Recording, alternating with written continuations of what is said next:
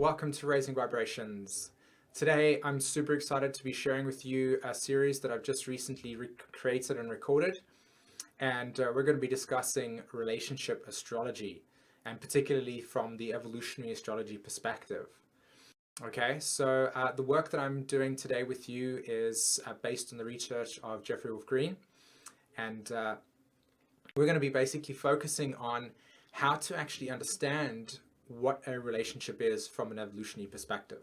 Okay, now one of the major reasons why I feel like this is something that is really important for us to focus on, not only because it's got to do with the nature of how we evolve, but it's also got to do with the fact that we spend a lot of our time trying to understand our own karmic story, and deep within ourselves we also have the need to have creation facilitate its natural path, which is, if you're masculine, you're seeking feminine archetype. If you're feminine, you're seeking masculine archetype.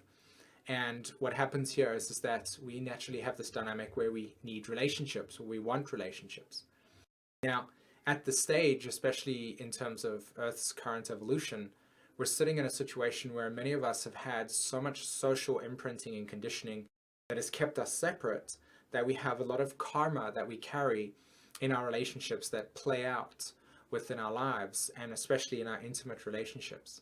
So my main aim today is to illustrate to you how to take hold of your relationship in terms of, what side you're on, give you information to understand the dynamics that are there for yourself, okay? So that you are able to walk into your relationships having a deeper and more maybe even connected understanding of why the relationship works the way that it does. All right. So what you need to do in order to understand or to draw up specific charts, and I'll actually get this up for us right now if I just quickly switch over to the screen. Okay. So what you are looking at the moment is two astrology charts, obviously. One is called the Composite chart and the other is called the synastry chart. Okay. Now, I want everybody to focus on the synastry chart first, okay? How you get these charts is you go to your website, Google Chrome, and you type in astro.com. You put in your birth details as well as the other person's details as well. And then when it says chart selection, what you do is you take the synastry, you scroll down, okay? And you take synastry. And what will happen is that you click synastry, and you change, the house system to whatever you want it to be. In my case, I use porphyry. I find it to be incredibly accurate. So you choose whatever house system you want to work with, and you click select, all right? And it will draw up the chart. And the synastry, if you selected synastry, will bring you up this looking chart here. As you can see, there's two wheels, all right? Now, what you're dealing with here when you're looking at the synastry chart is to understand how you will operate as two individual states of consciousness, okay, and how those are interacting in a very individuated way, all right? So, for instance, if you had to look here, this person's sun sign here on the blue, okay, is in Taurus, and it's in on the ascendant, and that is interacting with person B, who's actually in the second house.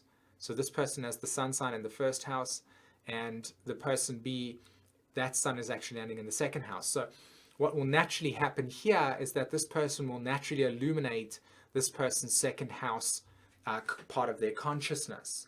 And that's what will be the dynamics associated with that chart, okay?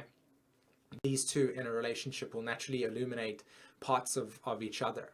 It's like seeing portals within another person, and then because of your consciousness being focused or created in a specific way, when you interact with another person, you naturally then open up those parts of them, all right?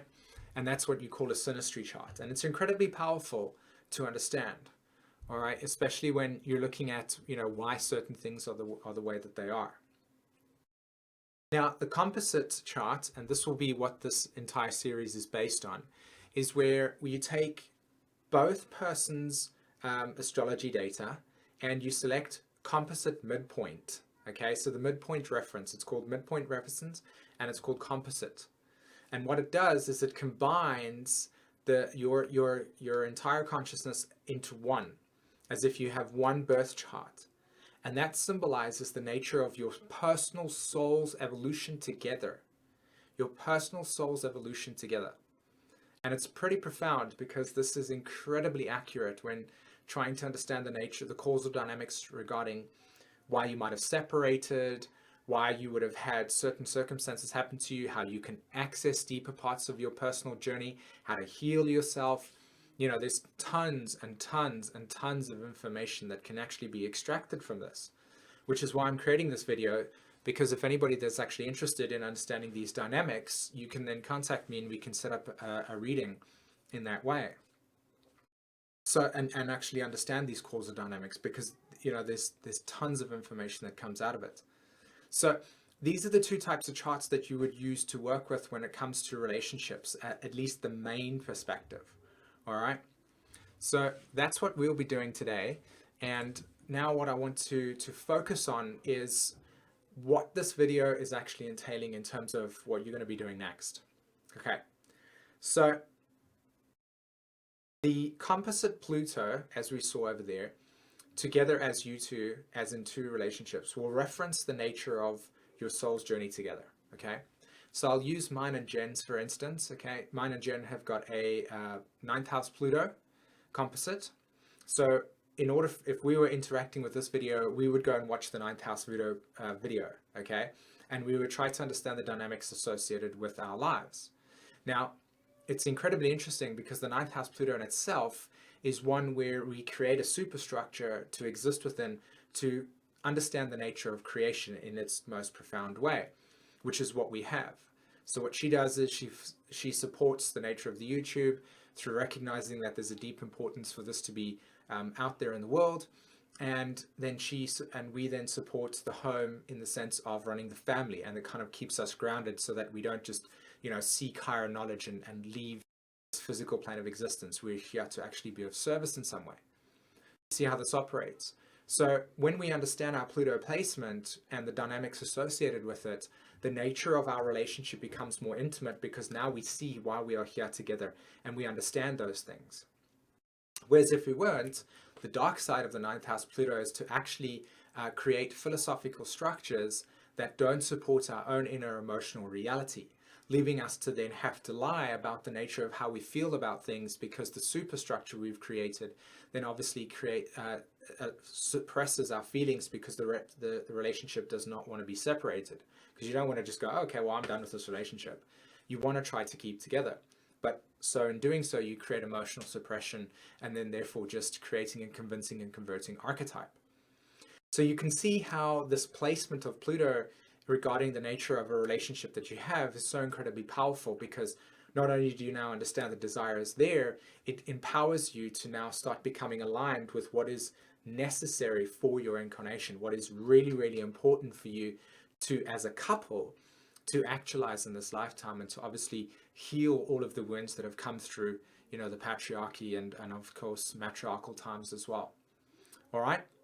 Okay, great, guys. So before I go ahead and end this conversation, again, you go to astro.com, you check out the composite chart, the midpoint reference, and what happens is that once you've selected that, you watch the placement of your video or of your relationship together, and I hope to give you some information regarding that.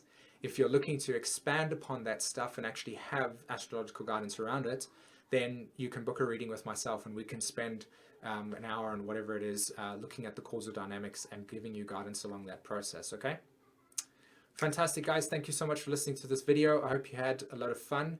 Please write in the comments below if you've got anything you want to share with me. Other than that, subscribe, hit the like button, and I will see you then. Take care. Bye-bye.